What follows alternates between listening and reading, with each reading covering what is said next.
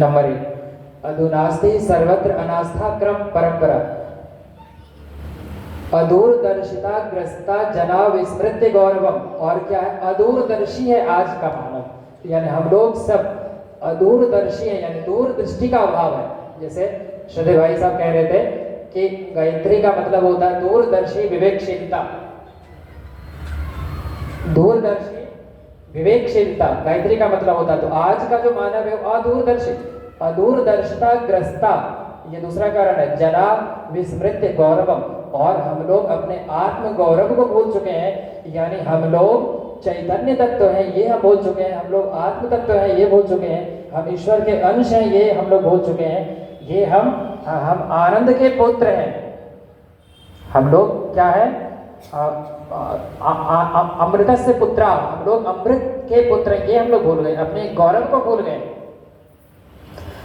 और अगला कारण बताते भगवान विष्णु, अचिंत चिंतना जाता अयोग्या चरणास तथा, यानी अचिंत चिंतन, अचिंत चिंतन का मतलब है चिंतन की भ्रष्टता, और अयोग्य आचरण, अयोग्या चरणास तथा, अयोग्य आचरण यानी आचरण की दुष्टता, यानी आचरण की दुष्टता, चिंतन की भ्रष्टता, और अपने आत्म गौरव को भूल जाना, और अदूरदर्शी होना, और क्या होना? आस्था संकट का होना। ये 5 मूल कारण है हमारे जीवन में। आज जो भी परिस्थिति विषम है, जो भी परिस्थिति प्रतिकूल है, उन सबका के मूल में ये 5 कारण है। अधुनास्ति सर्वत्र अनास्था क्रम परंपरा, अदूरदर्शिता ग्रस्ता जना विस्मृति गौरवम, अचिंत चिंतना जाता अयोग्या चरणास्था फलता रोग शोकार्ति कलह क्लेश, ये 5 कारण है। तो देवर्षि नारद जी पूछते हैं कि प्रभु इन 5 कारणों का तो 5 निवारण भी होना चाहिए, भाई इन 5 कारणों का फिर कुछ दुष्परिणाम भी होना चाहिए। तो भगवान कहते हैं इन 5 कारणों की वजह से 5 दुष्परिणाम क्या हुए हैं? फलतः इसके परिणाम स्वरूप हुआ है, बिकॉज ऑफ दिस हुआ क्या है? फलतः रोग शोकार्ति कलह क्लेश नाशजम, फलतः रोग हो रहा है। आज हम लोग रुग्ण हो रहे हैं, हमारा शरीर अस्वस्थ हो रहा है, शोक हो रहा है। रोग का मतलब शरीर हमारा रोगी है, शोक का मतलब मन हमारा रोगी है। यानी एक है व्याधि, एक है आदि। आदि मतलब मानसिक साइकोलॉजिकल डिसऑर्डर, एक है ये जो अभी साइकोसोमेटिक डिसऑर्डर्स चल रहा है आम जीवन में। यानी एक हो गया शरीर की बीमारी, यानी एक हो गया फलतः रोग शोकार्ति, और क्या हो रहा? कलह। कलह का मतलब 2 तरह का कलह, एक इनर कॉन्फ्लिक्ट, एक आउटर कॉन्फ्लिक्ट। आज हम लोग अपने आप से लड़ते रहते हैं, एक मन करता है ये करें, दूसरा मन करता है ये तुम कैसे कर दो, जबरदस्ती, ये हो ही नहीं सकता, ये हम हर नहीं कर सकते। और कलह हो रहा है, क्लेश हो रहा है, 5 क्लेश, 5 जो अविद्या है, 5 जो क्लेश है वो हमारे जीवन में। और नाश यानी हम जो अधपतन की ओर जा रहे हैं, हमारा जीवन विनाश की ओर जो जा रहा है। यानी भगवान श्रीमद नारायण ये कहने की कृपा कर रहे हैं, समय अभाव के कारण थोड़ा संक्षेप में इसको हम लोग श्रवण करने की कृपा करें। भगवान ये कह रहे हैं कि आज की जो मूल समस्या है उसके 5 कारण है। पहला कारण है कि हम लोग आस्थावान नहीं है, हम लोगों के जीवन में जो आस्था है वो दिखावे का है। एक होता आडंबर और एक होता पाखंड। 2 शब्द गुरुदेव बराबर इसका जिक्र करते हैं। आडंबर का मतलब होता है हम लोग किसी भी चीज़ को इतना कॉम्प्लिकेटेड कर देते हैं, इतना कॉम्प्लेक्स कर देते हैं कि हम लोग फिर उसको अपने जीवन में धारण करने के योग्य रह ही नहीं पाते। जैसे मान लीजिए अगर प्रज्ञा पुराण की कथा जो पूज्य गुरुदेव ने लिखी है, अगर उसका श्रवण करना है तो हम इंग्लैंड से टीम को मंगाएंगे, उसके बाद जापान से मंगाएंगे, जर्मनी से मंगाएंगे, इंडोनेशिया से मंगाएंगे।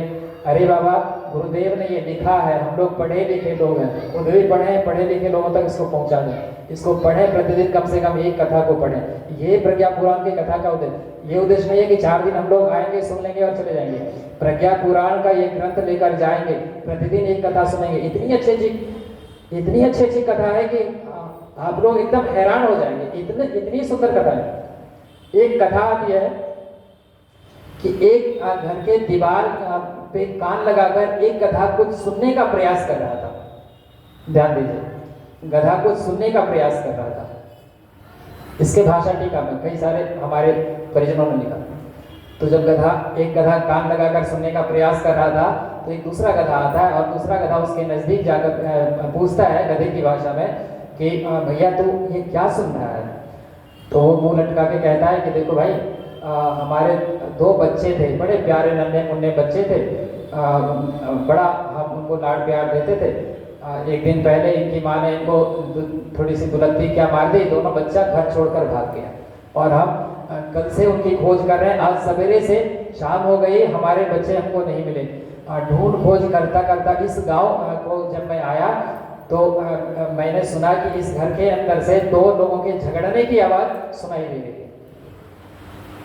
तो दूसरे गधे ने कहा कि जब 2 व्यक्ति इस घर के अंदर झगड़ा कर रहा है, तो झगड़े की बात तुम कान लगाकर सुन रहे हो, तुम संयम गधे हो, क्या जरूरी है? अपने ही तुम्हारे जीवन में कम झगड़ा थोड़ी है, तुम्हारे अपने निजी लाइफ में, अपने फैमिली लाइफ में कम झगड़ा थोड़े है कि दूसरे के घर का झगड़ा जाकर कान लगाकर सुनोगे। हम लोग यही करते हैं।